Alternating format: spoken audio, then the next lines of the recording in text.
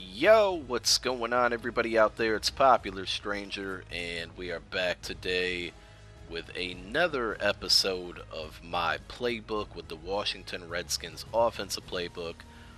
And if you missed the last one, the kind of the introduction and a couple single back formational plays that we did, make sure you go check it out.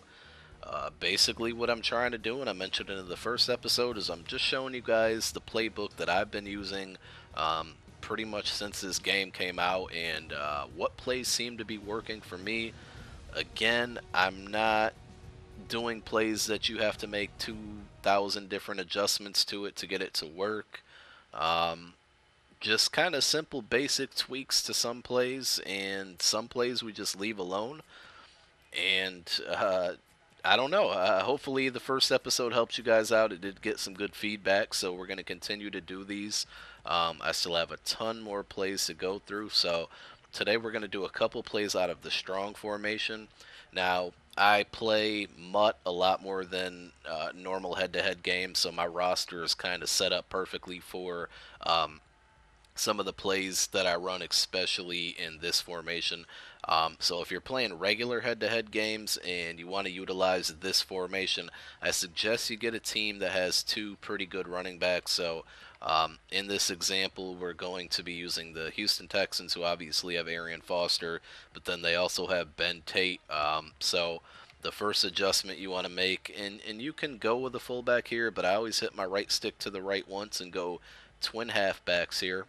The first play and the first two plays are very, very basic. So the first one is just halfback force. Absolutely nothing special about it. We'll just kind of face like a basic run defense that you might see. And this might not even be extremely great when I show you guys this, but it's just a nice run to get to the outside and pick up yards. That's all I can really say. Again, it's not anything that is guaranteed 20 yards downfield. But normally you're going to get a good block and be able to set the edge if you have a halfback who is good and can get to the outside. Now, as you see, Ben Tate kind of missed the block there, but we were still able to get positive yardage. So let's flip the play real quick.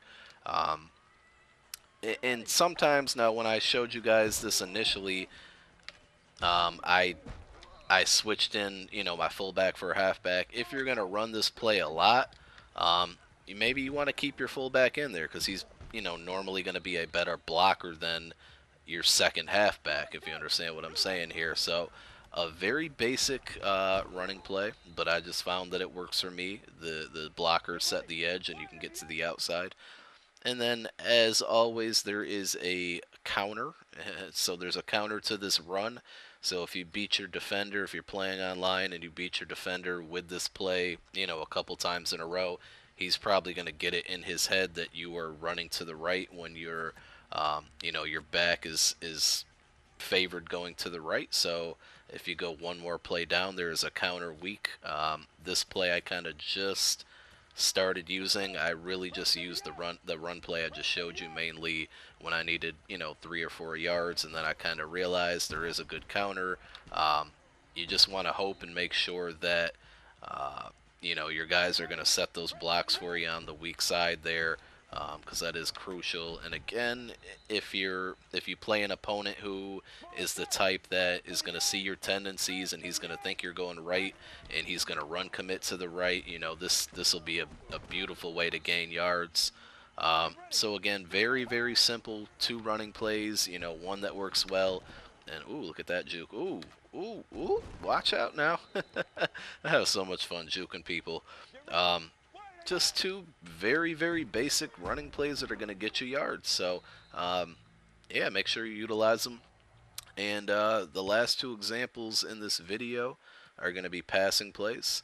And this is really where you want to utilize having a second running back who has decent speed or is just a decent player. So the first one is the tight end option, and I like this against both man and zone. Um, I like this when I'm up towards the goal line, maybe inside the 10. I like this play when the opponent thinks I'm going to be running the ball, and again, he'll see this formation, And if you are abusing them with those two running plays, they're really going to think you're running. And there's just two adjustments I make on this one. Number one is Ben Tate, the R1 back. We're going to send on a wheel route, so you want to hit your right stick upward. And this is just an awesome route for running backs out of the backfield, especially when your opponent might run commit or they're playing the run very heavy. And then Daniels, I kind of, he has a smart route going on now. I kind of don't like him getting in the way of Ben Tate, so I usually send him out a drag route across the bottom of the screen. So normally what I do, I mean, just right there, Ben Tate is open. Again, this is a really good play when you're inside the 10 and you just need a quick score, or you think that your opponent is going to be playing the run very hard. And again, you can practice these wheel routes on several other formations because they really are killers. Like it's hard to defend unless there's a person who users it and they go over there and defend, but then they'll usually leave the middle open, and that's one thing that I like to do. Now, because I'm playing the computer, it's not as easy to show you what I'm talking about. But if you have a guy who's going to now user his linebacker to try to go run over there and cover Ben Tate, sometimes that leaves Arian Foster open, and he's still got open here because we know those little V routes or box routes, whatever the hell they're called, angle routes. Just another killer. So same formation, and you pretty much just have two options. When the defense is playing zone, normally R1's going to be easier to get to than Foster would be. Run it once more, and sometimes even Andre. Oh. Sometimes even Andre Johnson will get over on that route. So another very just simple. You don't have to do too many adjustments. And then the last play is very similar, except for it's just a one back set, I believe. Or no, I'm lying. There's still two backs in this one, obviously, because we're running the same formations. But Y Trail. Now we all know Y Trail is just a very dominant. We'll kind of go into more of a pass defense here. Y Trail is just, an awesome route to get people open. Now, there's two adjustments I make here. Number one, I usually send the square receiver, who is Andre Johnson, just on a streak, kind of to get him out of the way. And then the same thing with our second running back, Ben Tate, in this example. We send him on another wheel route. And generally, it's the same idea as the last play. He's going to be even more wide open. And another thing I like about this, especially in the goal line area, is that you're going to notice, and it's kind of happens by itself, but a lot of times if you pass the ball at the right time, Daniels, the tight end, will set a really nice block, usually to guarantee a touchdown. Now, this example, I don't think we're close enough to the end zone, or I'm just not throwing it fast enough. Let's see if we can, yeah, it's normally when you're closer to the end zone, or if you're further to the left. Maybe I'll move the ball up here. So again, if the opponent starts usering and trying to manually cover that route, we all know that, that was a bad pass because Matt Schaub stinks.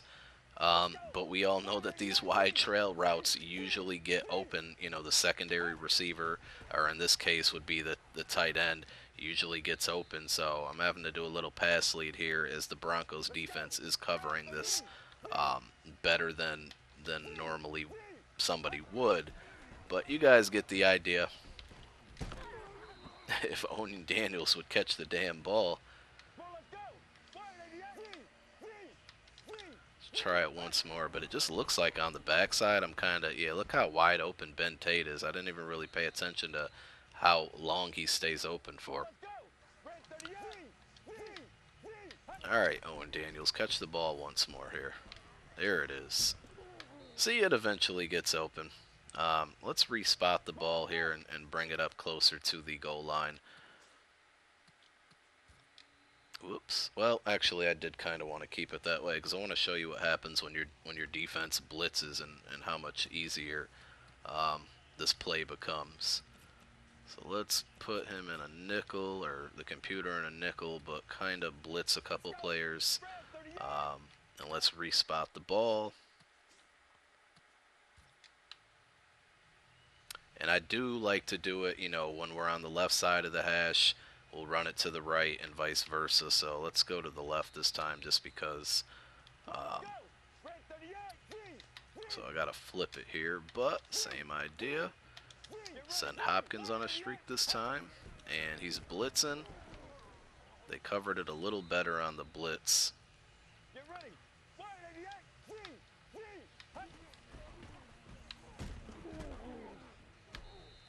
So it worked a little better on the short side of the field, but let's see. Wide open touchdown. We'll flip it once more, and I hate to keep just doing the same thing. I think you guys get the point. I just wanted to show you some more examples. So we'll wrap this one up there, as Owen Daniels will cross the goal line. Again, I hope you guys are finding these videos helpful. I want to continue to keep doing them because, as I mentioned, I have a ton of more plays to show you guys. And make sure you click that thumbs up if you're finding these Washington Redskins Playbook videos helpful and they're helping your game out. Leave it in the comments. Let the other viewers know that it's helping you. If certain plays have so far worked out for you and you're scoring off them, let me know. I really love to see the feedback. And thanks again for watching, guys. We'll be back with more plays maybe in a week or so. I don't know. I'm gonna keep pumping these videos out until we're done with them. So I'm out, guys. Peace.